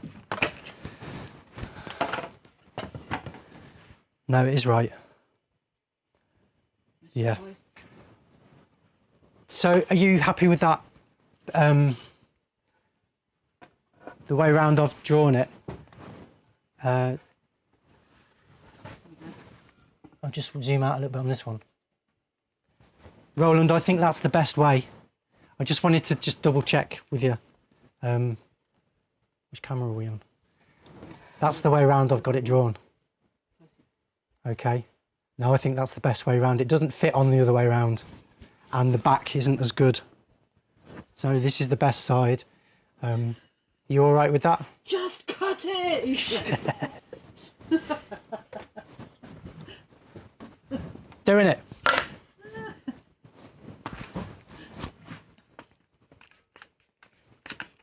Beautiful. Good. Just wanted to check. Because what do? Check twice, cut once. And then we'll take a big hammer. Just tap it gently into place and then nip the clamps up. And then we're ready to go. Now normally I'd be using extraction, but it gets in the way of the new camera. So we've got no extraction. I'm going to give it a quick hoover in between.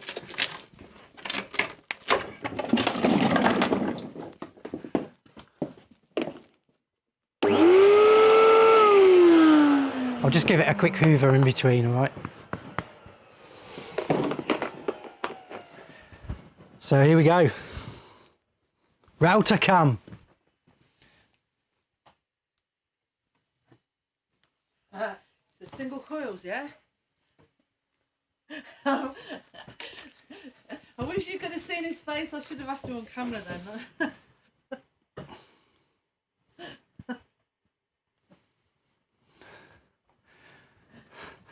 Oh! Oh. Right, go through all the cameras, Carol. I'm not getting anything on it before. Let's see.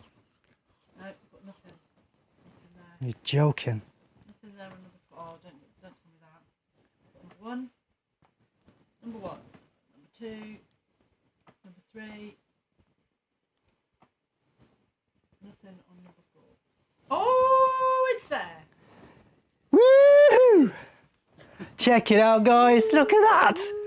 Oh, my life. Oh, I've had a guitar-gasm.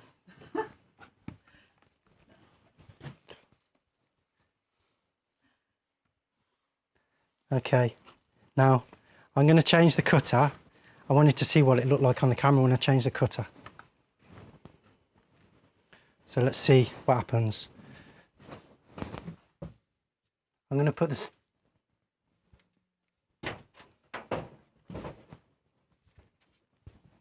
Just going to put the normal cutter in. Got the small one in at the moment. There it is.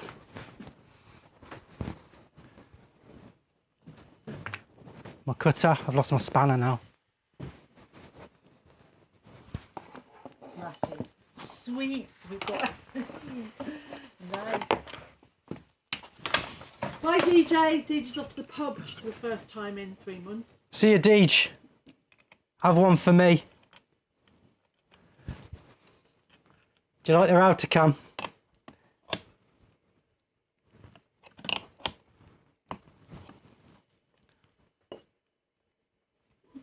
Give it a whack. And that should come out. Oh, look, your finger. That was really weird. It's not plugged in, is it, when you're doing that? No, always make sure you've disconnected the power when you're doing this kind of stuff. Changing the cutter. It's a good idea to turn the power off.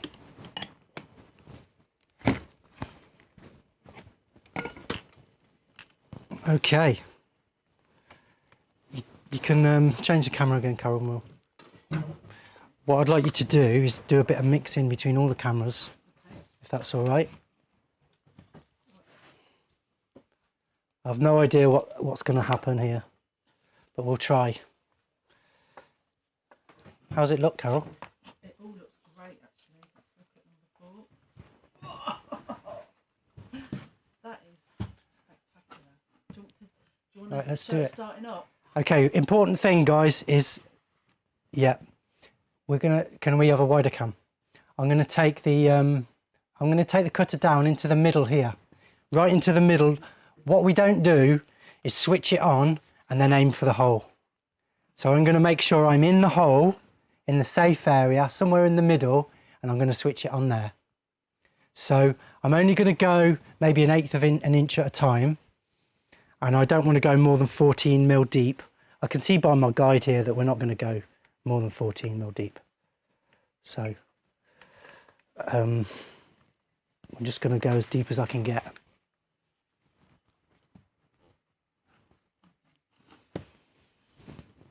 The overall depth of this pickup slot, if you're wondering, is going to be about 20 to 22 mil.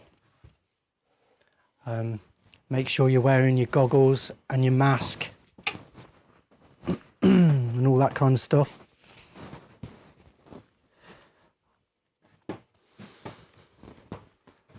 Let's do it. Do you want me to be on? Yeah, go through all of them. Start on. Whatever you think looks best. Start on router cam? Let's start on router cam.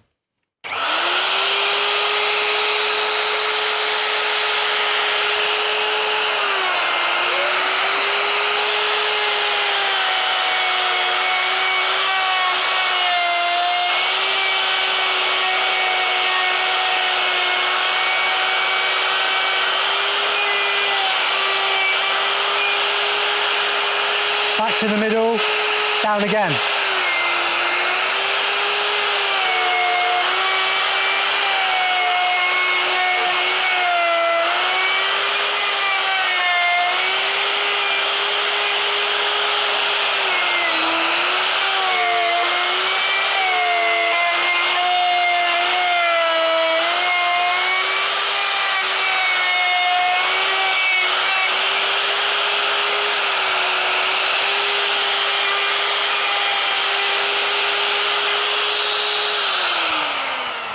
Make sure you wait until it stops spinning before you wave it about.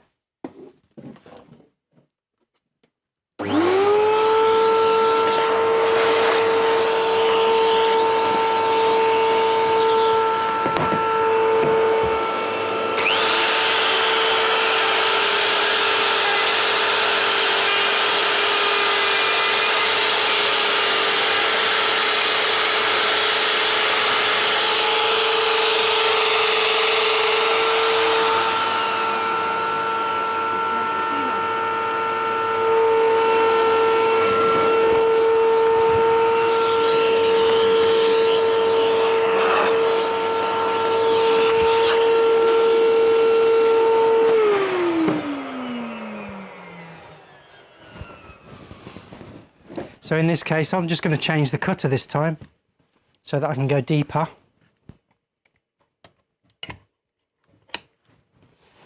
So I could take the pattern off to go deeper, or I could change the cutter.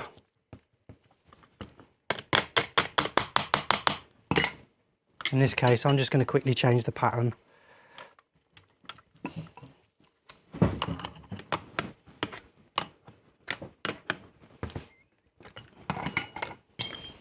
I'm going to turn the router around and see if we get more light this way. Let's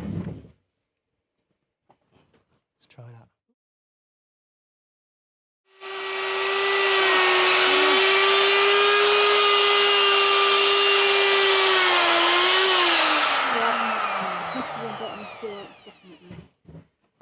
Sorry. I'll show you what happens if you go a bit too deep, and a bit too fast. You'll just get like burning. The cutter won't be happy. It will still do it. Router cam's not in the right place. Put it on then. That's it. Thank you.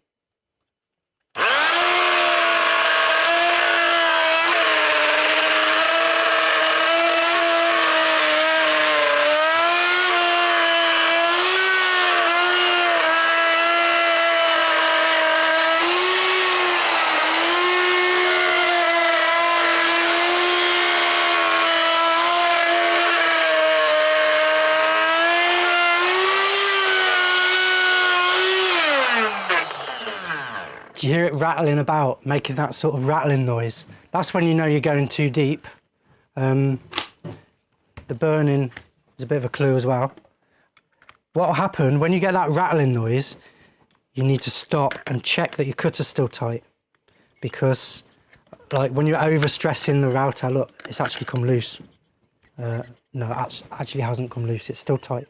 But yeah, it's worth, if your router's making horrible noises like that, take it out, check it's still tight.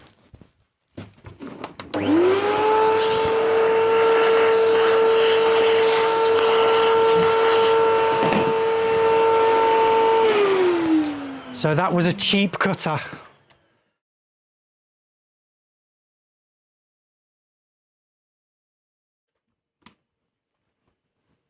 Here we go. Don't worry. So I'm going to just clean this up.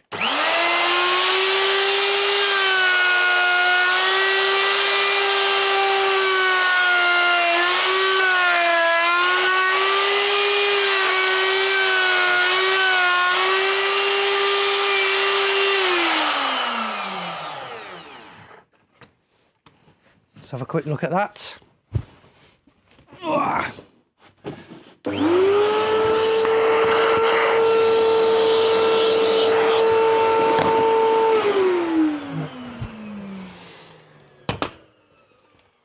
There we go. Different camera for the reveal then. Overhead. Woohoo! There you are, Roland. First blood. First blood in Roland's guitar on the new action cam. I think we need more light on the action cam. You're in the wrong place. I don't know which camera we're on. That one. Lots of good feedback on the. So there you go, then we just on the repeat. cam. We just repeat on the others. Easy peasy. Now, those little, can you see those little circles? They're what we call dwell marks. So when you hold the router still for a second, like it's usually where you're plunging in the first initial plunge, it leaves what we call a dwell mark. So that's one thing to bear in mind. It's called a dwell mark, where you dwell for a second. It leaves a mark. Obviously, this is all covered up by the pickups, so it's fine.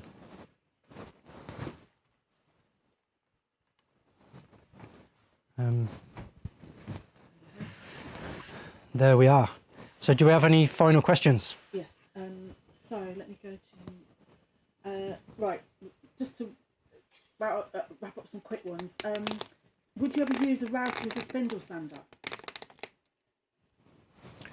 Would I ever use a router as a spindle sander? Have you ever used one? Do you mean a spindle moulder? Yeah, I think what you mean I've is written it down wrong. grab a router. I think what you mean is a router table.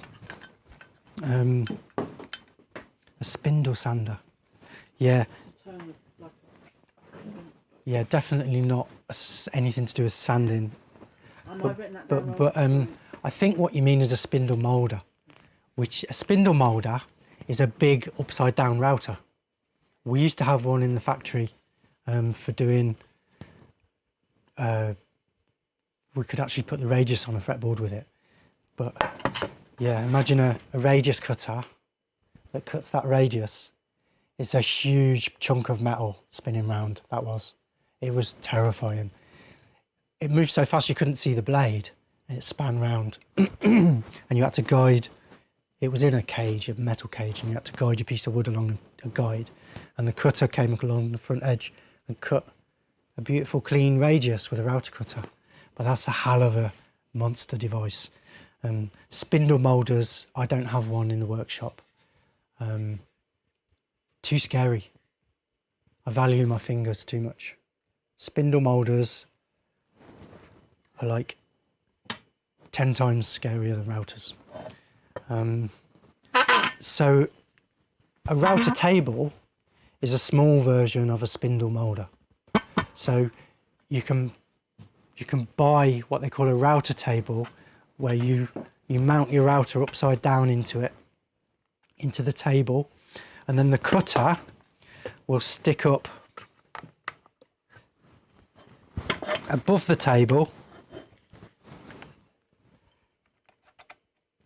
like that, allowing you to do various things. So imagine that's a table, and you're putting your piece of wood on there, and you can use it for things like that, binding slots and things like that. I don't have a router table in my workshop. I don't have a spindle moulder. I don't have a router table because they're too dangerous. I don't like them in my workshop because you've got an exposed cutter sticking up that somebody could lean on. Obviously, they need to be guarded and all that. There's guards, so it's not that simple. But still, I would not recommend a router table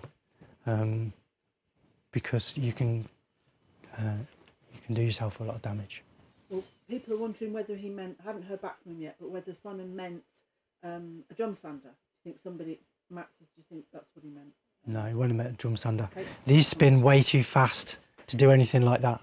It spins at like 30,000 RPM, which is way too fast for any kind of sanding. Okay, another quick one about actual routers. Stephen Pascoe said, how do you set the depth? He's got a Bosch router which hasn't got the fine height adjuster. So how do you set the depth on a router that hasn't got the fine height adjuster? Well, the simplest way to do it, I need a router with a depth stop. Let me use this one here.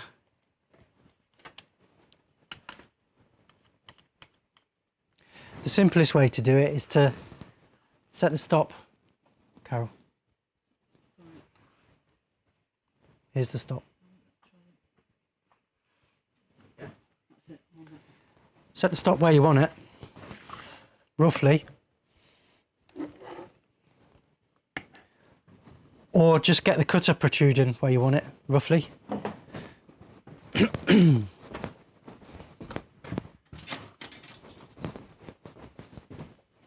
Then you have to check the depth with a ruler.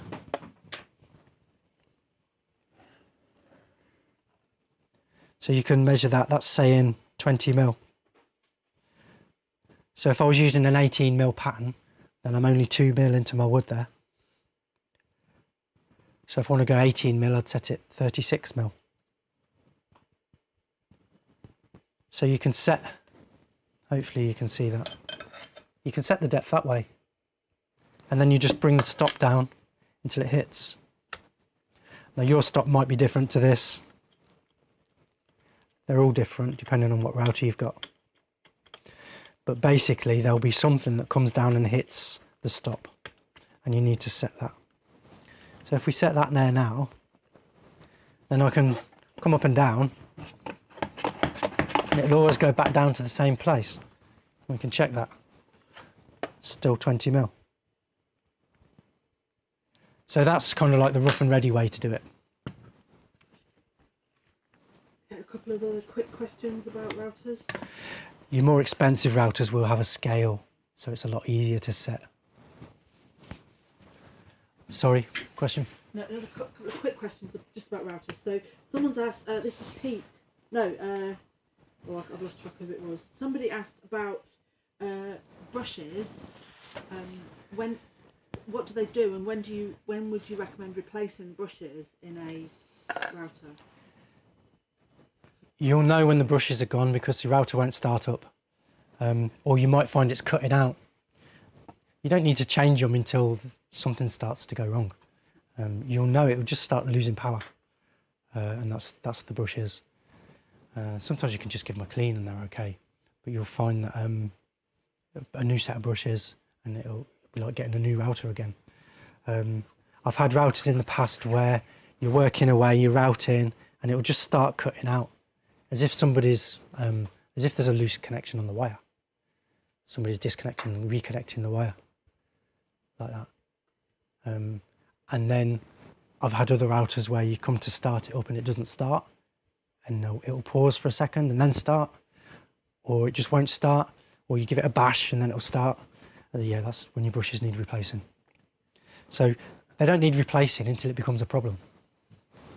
Okay, and then quickly, do you use wax or anything on the router bits? Asks Green Mirror 555. No, but I do clean my cutters with this stuff, which cleans and protects. This is, I'm not affiliated to these guys in any way. I showed this earlier on, but if you've just joined, then this is the stuff I use to clean my cutters. You don't really need to use anything. You can just use, as I said earlier, the problem with cutters is that there's resin in wood, which makes them sticky, makes the cutters sticky. Dust sticks to it, it builds up, and then your cutter, the cutter thinks it's blunt. If you clean it all off, then it's sharp again. So you can just clean them with like isopropyl alcohol, and then just give them a squirt with oil, 3-in-1 or something, just to coat it. Make sure that if you do clean with the bearings on, you need to oil the bearings, because it'll clean the oil out of the bearings if you're not careful. So yeah, you might need to re-oil your bearings. Earlier on, somebody said they'd seen a video on YouTube of someone burning off the, but cleaning their cutters by burning stuff off with a gas. Wouldn't recommend that. No, because you might affect, if you just keep it on for a bit too long, you can affect the hardness of the metal, and then you've got your cutter will go instantly blunt straight away as soon as you use it. One last video. So yeah, don't heat it up with a torch, guys. Just use some rubbing alcohol to clean it off. One last video, which is edges. Routing the edges. All right, I thought we'd played all the videos. No, Didn't we play them all? what, radius the edges? Yeah. Have you played that? No, okay. So there's one more type of routing. I'm sure I said this. There's one more type of routing, which, yeah, I did play it. Did you? I said this is what you do after you've cut the body out, and it really makes it look amazing, finishes it off. So we've played all the films. So a quick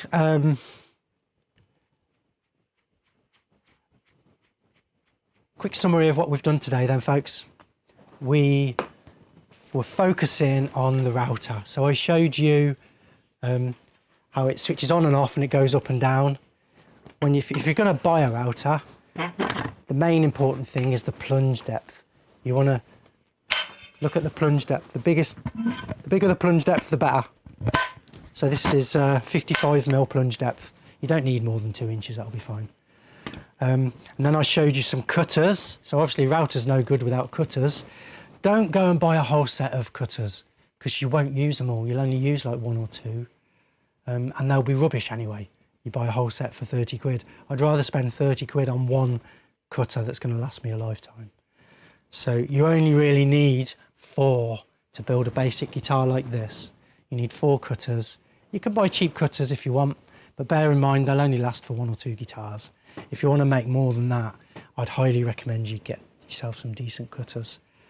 Router, cutters and patterns. So you'll need the patterns to make these complicated shapes. If you want to know how we made all these patterns, then head over to guitarmaking.co.uk and you can sign up as a premium member and then you get access to all the courses. So here I am on YouTube busking for a living because of lockdown. Workshop courses are not allowed at the moment and we're also gigging musicians, they're all cancelled. So I found myself busking like a teenager again. I'm on YouTube showing you all my secrets, also offering you support. So if you go to the website, you can get support for your guitar making project and you can also support us in return. If you look at the links in the descriptions, guys, become a premium member is the best thing you can do. But failing that, if you just want to become a supporter, then you get all the free plans, patterns to download. You just don't get access to the full courses. But you get the warm, fuzzy glow of knowing that you've supported us and enables us to continue making videos like this. And the guitar revolution continues. So thank you so much, guys, for you who've watched right till the end. If you found something useful, make sure you like and subscribe if you're not already. Hit the bell notification and share it to all your friends. Tell them all about the new router cam. I think I'm going to put a light on it so we get a bit more light in there. But that was good, wasn't it? I enjoyed that anyway. So yeah, thanks for watching, guys. If you made it till the end, remember, check twice, cut once.